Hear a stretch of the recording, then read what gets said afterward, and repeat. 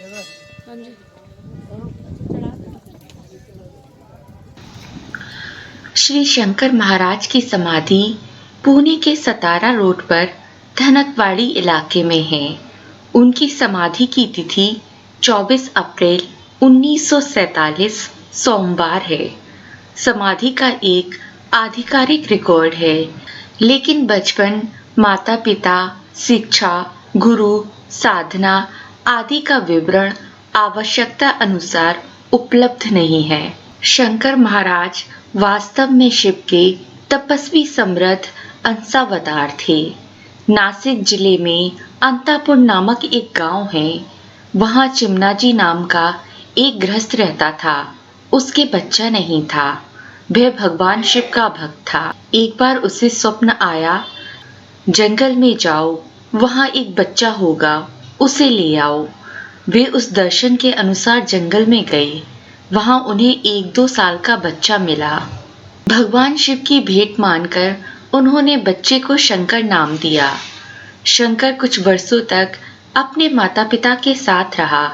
बच्चे ने तब अपने माता पिता को आशीर्वाद दिया, तुम्हारा एक बेटा होगा। उसके बाद शंकर महाराज ने घर छोड़ दिया। वे कभी एक जगह नहीं रहे। त्रिवेणी संगम, सोलापुर, अक्कलकोट, त्र्यंबकेश्वर, नासिक नगर, पुणे, हैदराबाद, तुलजापुर, श्रीशैलम जैसी जगहों पर घूमते रहे। सद्गुरु योगीराज शंकर महाराज का मंदिर काशी में भी है, जहां बाबा को खिचड़ी बाबा कहा जाता है। श्री शंकर महाराज एक योगी राज थे, जिन्हें अनेक लोग अनेक प्रकार से मानते हैं। उन्होंने हमेशा कहा, सफलता के पीछे मत जाओ, उपलब्धि का अनुसरण मत करो। अप्पा बलबंद चौक पुणे में प्रसिद्ध है। अप्पा बलबंद मेहंदले की हवेली चौक में थी। पानीपत की लड़ाई में बलवंत राव मेहंदाले लड़े थे। उस समय अप्पा बलबंद केवल 12 वर्ष के थे। एक दिन शंकर महाराज ने अपनी उंगली से मेहंदाले की गर्दन को छुआ और कहा, ज्ञानेश्वरी कहो। मेहंदाले साहब ने ज्ञानेश्वरी पर व्याख्यान देना शुरू कर दिया। उनके मुख से सरस्वती निकलने लगी। श्री सद्गुरु शंकर महाराज कद में बहुत छोटे थे और अष्टकोणीय और अजानुबाहु पैदा हुए थे। उनका उत्साह प्रशंसनीय था। वे हमेशा सफेद धोती, सफेद शर्ट पहनते थे। बहुत लंबे बाल, दाढ़ी और बहुत गहरी आंखें। पहली नजर में महाराज का व्यवहार बच्चों की तरह लगता था। बचपन में शंकर महाराज बहुत नटखट और शरारती थे। एक दिन वे एक हिरन के बछड़े का पीछा करते हुए एक जंगल में पहुंचे। उस भयानक जंगल में भगवान शिव का एक जीर्ण शीर्ण मंदिर था। हिरन का शावक भी मंदिर में छिप गया। उन्होंने हिरन के शावक को उठाया और उसे अपनी बाहों में ले लिया। मंदिर में एक महाराज उपस्थित थे, जिन्होंने बोला, तुम उसे क्यों मार रहे हो? उसने तुम्हारे साथ क्या गलत किया है? कुछ देर बाद दिगंबर साधु ने महाराज के सिर पर हाथ रख दिया। यह गुरु का पहला स्पर्श था। महाराज उस स्पर्श से अभिभूत हो गए। उस दिगंबर साधु को अक्कलकोट स्वामी महाराज कहा जाता है। प्रोफेसर भालचंद्र देव, जो पुणे के डेक्कन कॉलेज में है, महाराज की उम्र के बारे में उत्सुक थे। एक दिन उन्होंने महाराज से पूछा, आपकी उम्र क्या होगी? महाराज ने उत्तर दिया, लगभग 50 वर्ष। मैं शनिवार वाड़ा में पेशवाओं के साथ एक पंक्ति में बैठा हूँ। पुणे के एक डॉक्टर धनेश्वर को भी महाराज की उम्र को लेकर इसी तरह का संदेश था। उन्होंने महाराज की अनुमति से कुछ चिकित्सीय परीक्षण किए। जब टेस्ट का रिजल्ट आया तो डॉक्टर को चक्कर आ गए।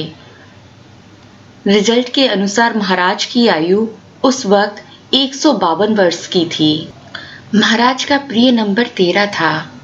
महाराज के कई भक्तों की जन्म और मृत्यु की तिथि 13 है। 13 नंबर महाराज को बहुत प्रिय है। महाराज इसका अर्थ समझाते थे, सब कुछ तुम्हारा है, कुछ भी मेरा नहीं। यह जीवन और तुम्हारे सारे कर्ज तुम्हारे हैं। आप अपने पिछले जन्म का कर्म भोग लेकर आए हैं। आपको इसे भुगतना होगा। जब तक आप कर्म से मुक्त नहीं होंगे तब तक आप ईश्वर को प्राप्त नहीं कर सकते।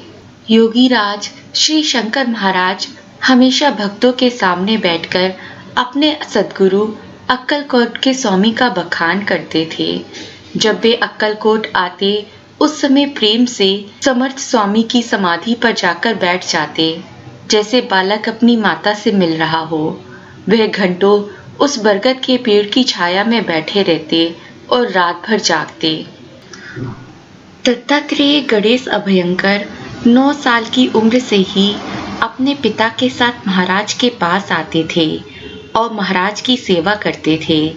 अभयंकर को महाराज की संगति बहुत अच्छी लगती थी।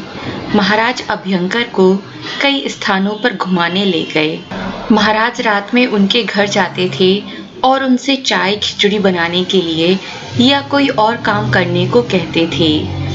एक बार महाराज अभयंकर के घर चादर ओढ़कर सो रहे थे। महाराज का शरीर सिकुड़कर नवजात शिशु की तरह हो गया था। यह देखकर अभयंकर हैरान रह गए और अपने पिता को बुलाने चले गए। जब पिता आए तो महाराज की चादर उतारी गई, लेकिन महाराज अपने रूप में विद्यमान थे। महाराज ने कहा, मेरी बात सुनो, छोटा होना बड़ा होना कोई बड़ी बात नहीं है, यह सब संभव है। दोनों स्तब्ध थे। अभयंकर ने कहा, महाराज मुझे अपना असली रूप दिखाओ। महाराज ने कहा, समय आने पर दिखाऊंगा। समाधि के कुछ वर्ष बाद शुद्ध अष्टमी के दिन एक चमत्कार हुआ। आधी रात को महाराज की समाधि पर 25 फुट लंबा एक सुंदर तेजस्वी पुरुष प्रकट हुआ। अगली अष्टमी को रात के समय उसी ऊंचाई की एक सुंदर स्त्री प्रकट हुई। उस स्त्री ने चूल्हा जलाया, उस पर तवा रख दिया, मूंगफली भूनी और गरम गरम अपने मुंह में डालकर खाने लगी। वह महिला बोली, मैं आदि शक्ति हूँ, मैं महाराज के दर्शन और प्रसाद लेने जा रही हूँ। यह कहकर समाधि के ऊपर दाहिनी ओर खड़ी हुई वह स्त्री गायब हो गई।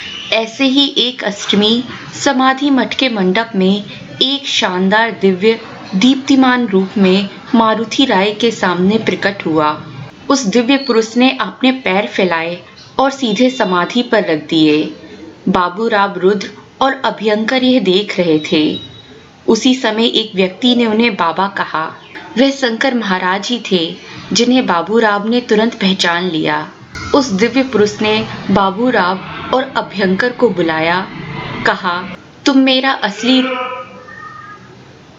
असली रूप देखना चाहते थे ना? मैंने तुम्हें वचन दिया था, अब मेरा असली रूप देखो। वह दिव्य स्वरूप गायब हो गया। तभी एक स्त्री शक्ति प्रकट हुई और अल्लाह का नारा लगाती हुई समाधि के बाईं ओर जाकर छिप गई। अभयंकर को समझ आ गया कि महाराज शिव और शक्ति के अवतार हैं। इस लीला से महाराज ने समझाया कि शिव और शक्ति मिलकर प्रकृति की रचना करते हैं।